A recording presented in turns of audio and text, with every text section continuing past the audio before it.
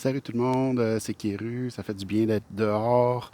J'espère que l'audio de cette vidéo va être correct parce que des fois il y a un peu de vent, mais je pense que ça devrait aller. Euh, Écoutez, petite réflexion en vrac. Mais je pense que ce serait une bonne idée, si vous ne l'avez pas déjà fait, de télécharger le fameux décret. Les décrets, en fait, parce qu'il y en a plusieurs, là. Quand je suis arrivé sur la page, c'est un peu compliqué. C'est juste des décrets avec des chiffres, des nombres et non pas des noms. Donc, c'est un peu dur de savoir qu'est-ce qui est quoi. Il faut lire, il faut fouiller. Juste trouver la page, c'était compliqué.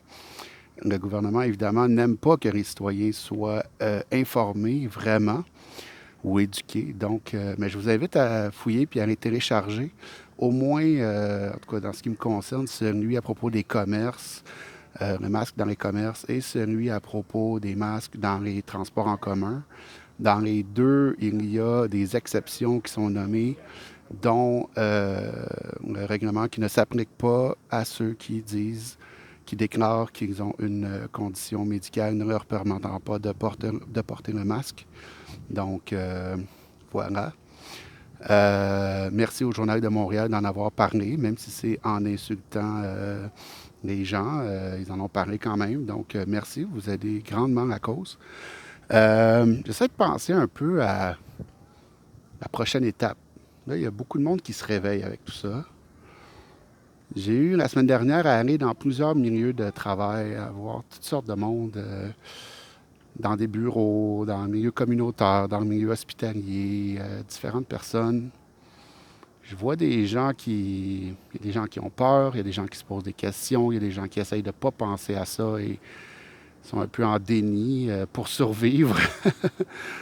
Mais il y a quand même beaucoup de monde qui.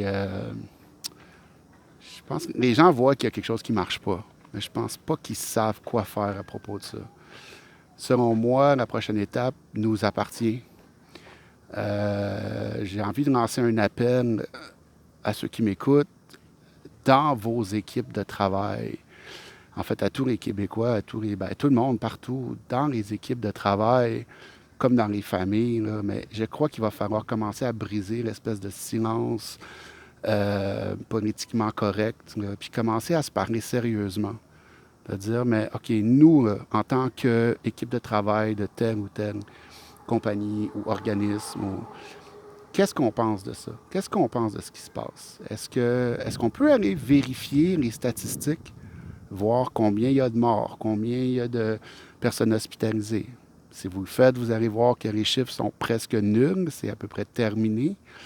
Est-ce qu'on peut aller voir ce que les plus grands scientifiques du monde pensent du fameux médicament, l'hydroxychloroquine? Est-ce qu'on peut aller lire le fameux décret et voir qu'est-ce que ça dit et qu'est-ce que ça ne dit pas? Puis, à partir de ça, peut-être essayer de se donner certaines règles à suivre à l'interne. Peut-être dire, écoutez, bon, on va avoir du lousse là-dessus. Puis, tu sais, je vous dirais, pensez à vos clients aussi. Moi, j'ai vu des gens qui travaillent auprès des jeunes, pour aider des jeunes de genre 16, 18, 25, 30 ans. Euh, Est-ce que si vous aidez ces jeunes-là, soi-disant, est-ce que vous allez, dans votre accompagnement de ces jeunes-là, les forcer à se faire vacciner?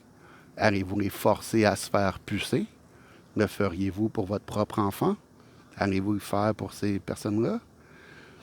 Ça fait en tout cas, moi, je pense que l'espèce de silence volontaire, de politiquement correct, c'est tous les non-dits qu'il peut y avoir dans une équipe de travail, incluant la partie patronale. Là, puis moi, je ne parle pas des syndicats. S'il y en a qui vont suivre la ligne gouvernementale, c'est bien eux. Je parle vraiment des individus dans une équipe de travail qui se côtoient chaque jour, qui doivent se faire confiance pour certaines tâches. Parlez-vous autant que possible, puis si vous pouvez inclure votre patron là-dedans, parlez-lui aussi. C'est un problème de société qu'on vit présentement. Cette histoire d'espèce de... C'est un coup d'État. C'est aussi simple que ça. Je veux dire, pour ceux qui n'ont pas suivi au cours des 10, 20, 30, 40, 50 dernières années, je vais vous résumer la situation très facilement. On vit un coup d'État mondial. Il y a quelques familles extrêmement riches qui, à force de manipuler les choses, sont à la tête des plus grosses corporations maintenant, sont même c'est des politiciens connus, c'est des gens même au-dessus de ça, c'est des banques, et ces gens-là ont décidé de prendre le contrôle total de la planète et de chaque humain. Et moi, je crois, c'est mon opinion personnelle, qu'ils sont motivés par des croyances religieuses très extrêmes euh, qui ont à voir avec le contrôle, que le contrôle leur donne du pouvoir.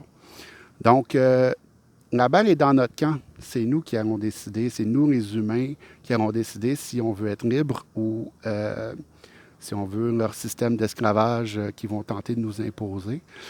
Euh, Peut-être dans vos discussions, ce serait peut-être intéressant de peut-être remettre en question où vous prenez vos informations. Qu'est-ce que vous pouvez considérer comme des fake news?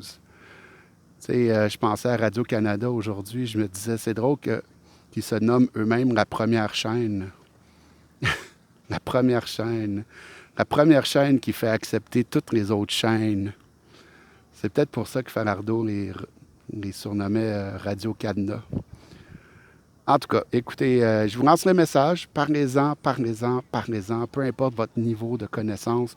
S'il vous plaît, si vous êtes juste habitué à entendre parler les médias de masse, s'il vous plaît, allez voir d'autres sources, ne serait-ce que pour comparer. Là. Essayez d'aller chercher ailleurs.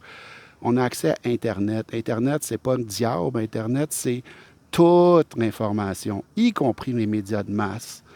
Donc, il s'agit de fouiller un peu pour trouver autre chose que ce que vous regardez d'habitude et demandez-vous qu'est-ce qui a le plus de sens, lequel des sources montre ses propres sources, etc. Qui finance les sources que je regarde?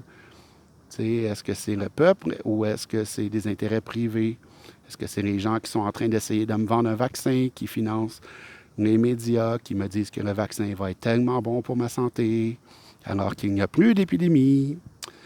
Donc, c'est ça. J'espère que cette réflexion va vous aider. J'espère que le son est bon. Je n'ai pas parlé dans le vide pour rien, pour les cyclistes autour de moi. Donc, je vous souhaite une excellente journée. Bye bye.